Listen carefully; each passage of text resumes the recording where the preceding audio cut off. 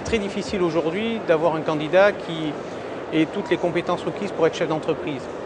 Quand on est commerçant, il y a la relation avec le client, mais il faut savoir aussi avoir des connaissances dans la finance, dans la comptabilité, dans la publicité, dans le management, dans le commerce bien sûr. Tout ça sont des compétences qu'il est impossible d'exiger de la part d'un candidat qui démarre.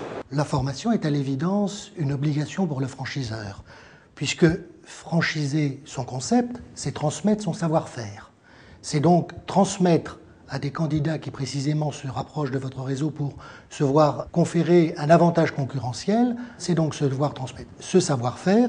Et l'on peut même dire que la franchise a pour vertu de convertir des néophytes sur un secteur déterminé en des professionnels du marché concerné. Quand on parle de formation, il faut distinguer deux parties. Il y a la partie formation initiale et la partie formation continue. Et puis il faut distinguer aussi la partie qui est destinée aux franchisés de celle qui est destinée à leurs équipes. Il appartient précisément aux franchiseurs à la fois d'avoir donné du contenu à cette formation et puis de se ménager la preuve de sa transmission aux candidats franchisés.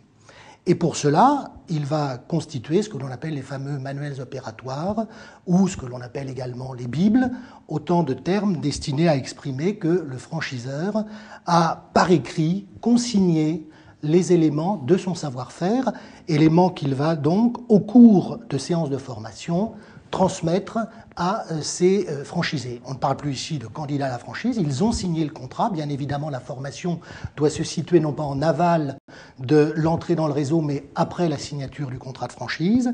Et à l'occasion de cette formation initiale, le savoir-faire va être en quelque sorte transmis aux franchisés. Sur la partie formation initiale, je dirais que là on ne parle pas du besoin de nos candidats parce que nos candidats sont tous différents.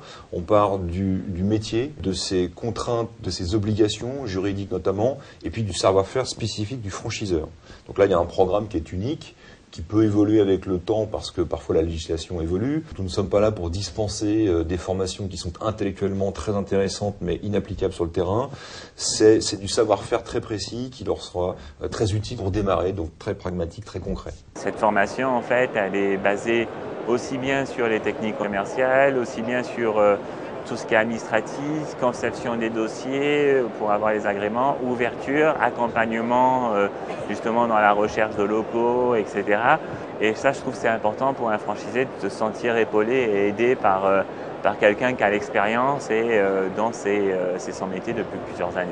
Déjà, on va le conseiller dans la structure de son entreprise parce qu'un franchisé qui crée sa société ne va pas forcément savoir quel type de société créer, une SARL, une SA, donc on va l'orienter au niveau des démarches administratives. Ils vont également accompagner sur le montage, sur le partenariat en termes de caution bancaire, en termes de garantie de paiement de salaire. Enfin, ils ont été très présents sur tout le montage du début jusqu'à l'ouverture de l'agence. Et je dirais d'où l'importance de passer en formation avant d'ouvrir une agence, puisque quand même savoir qu'il y a des sujets, surtout sur le domaine juridique, incontournables dont on doit avoir connaissance. Donc quand on ouvre, il faut que le franchisé soit prêt.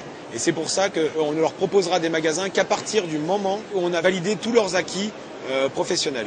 On ne le fera pas avant. C'est la même chose pour les salariés. Si vous rentrez dans un magasin et que vous avez des salariés qui ne peuvent pas vous renseigner sur les formules, sur tout ce qui est argumentaire produit, on va rater quelque chose, quoi. C'est aussi par rapport à ça qu'on doit investir dans cette formation. Certaines enseignes peuvent aller jusqu'à 20-25 semaines de formation initiale. Là, on est vraiment sur les extrêmes, mais une bonne moyenne, c'est 10 à 12 semaines de formation initiale. Message, je dirais, plus vers des franchisés. Si vous rentrez dans une enseigne où il y a seulement une semaine ou 10 jours de formation, interrogez-vous sur le réel savoir-faire du franchiseur.